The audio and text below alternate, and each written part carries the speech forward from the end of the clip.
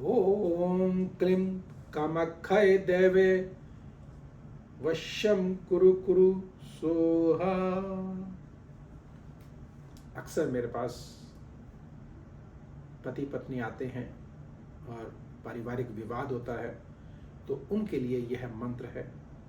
आप एक माला अवश्य रोज करें और कामिया सिंदूर को चमेली के तेल में मिला करके माथे पे लगाएं।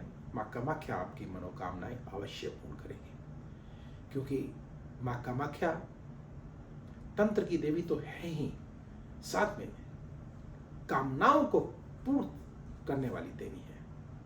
तो आइए आगे बढ़ते हैं और जानते हैं कि मीन राशि सितंबर मास सन 2024 में मीन राशि वाले जातकों के लिए क्या शुभ और क्या अशुभ होगा। जो अशुभ होगा उसको हम शुभता में कैसे बदलें, उस उपाय को भी जानेंगे और उन तिथियों को भी जानेंगे जिन तिथियों पे हमको कार्य नहीं करना चाहिए। अगर हम उन तिथियों पे कार्य करते हैं तो निश्चित विघ्न बाधा कष्ट संकट आता ही है। और आइए आगे बढ़ते हैं। सबसे पहले राहु देव की बात करते हैं। राहु अदृश्य है और ये विपदा हमको कहां से दे दे कुछ समझ में ही नहीं आता, पता ही नहीं चलता, क्योंकि अदृश्य है ना। और जब राहु के शिकार हम बन जाते हैं, अर्थात जितने भी इस धरा पर बुरे कार्य हैं वो सब राहु से ग्रसित है, अर्थात राहु के द्वारा ही होते हैं। और राहु देव मीन राशि वाले जातकों के लिए लग्न में विराजित है, अर्थात हमारे दिमाग पर आकर के बैठ गए हैं, हमको नई नई खोजें उल्टी सीधी हमको दे सकते हैं। तो हमको सावधानी अवश्य रखनी चाहिए और एक ऐसा उपाय हमको करना चाहिए जिसको करके हम इस माह को कम से कम मंगलमय बना लें, नहीं तो ये हमको कहां गिराएगा हमको पता ही नहीं है। आपको बताता हूं कैसे। राहु की अगर पंचम दृष्टि अगर हम देखते हैं तो वह पंचम भाव पर पड़ती है, जो कि हमारी इच्छा शक्ति है, हमारी इच्छा शक्ति को कमजोर कर देंगे। और यह संतान का भाव है, संतान पक्ष से हमको जो है कोई ना कोई नकारात्मक समाचार मिल सकता है। और यहीं से ही प्रेम भाव को भी देखते हैं, प्रेम में भी निश्चित टकराव और लगाव हो सकता है।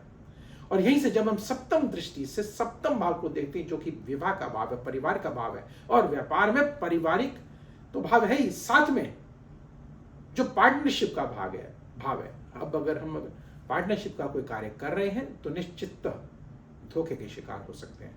और यहां से वह भाग्य स्थान को भी देख रहे हैं तो भाग्य में भी हानि हो सकती है।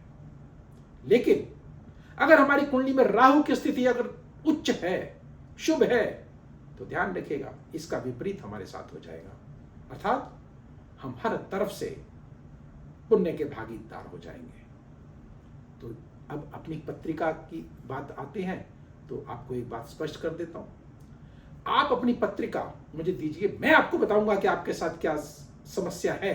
अगर मैंने आपकी समस्या अगर बता दी तो इसका अर्थ है कि मैं आपको उपाय भी सटीक बताऊंगा, जिसको करके आप अपने जीवन को सार्थक और मंगल में चमत्कारिक बना सकते हैं। अगर आप अदृश्य शक्तियों के शिकार हैं, किसी ऊपरी बाधा के शिकार है, शत्रुओं से परेशान है, तो निश्चित एक छोटे से प्रयोग से आप अपने जीवन को बदल सकते हैं। अगले वीडियो में मैं आपको बताऊंगा कि शत्रुओं को कैसे परास्त किया जाता है।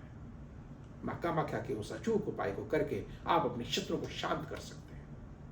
आइए अब पहले उन तिथियों को जान लेते हैं जिन तिथियों पे हमको कार्य नहीं करना चाहिए। वे तिथियां कौन सी हैं? वे तिथियां हैं 28, 29, 30, 1, 2, 3, 6, 7, 8 और 12 और 13। इन तिथियों को भूल कर भी कार्य ना करें। अगर करना भी पड़े तो एक छोटा सा उपाय है जिसको करके आप माँ कामाख्या की कृपा प्राप्त कर सकते हैं। मंत्र आपको मैंने दिया है, चमेली का तेल कामिया सिंदूर के साथ मिला करके माथे पे लगाइएगा और जो मंत्र आपको प्रारंभ में दिया उसका आप प्रयोग करें। एक माला जाप करके अगर आपने इसका प्रयोग कर लिया तो निश्चित आप अपनी मनोकामनाएं पूर्ण अवश्य कर सकते हैं। जाने से पूर्व एक छोटा सा निवेदन, लाइक करें, सब्सक्राइब करें और बेल बटन को अवश्य दबाएं, जिससे अगला वीडियो आपके पास सबसे पहले पहुंचे और आप लाभान्वित हो सके। तो मुझे दीजिए आज्ञा। जय माता।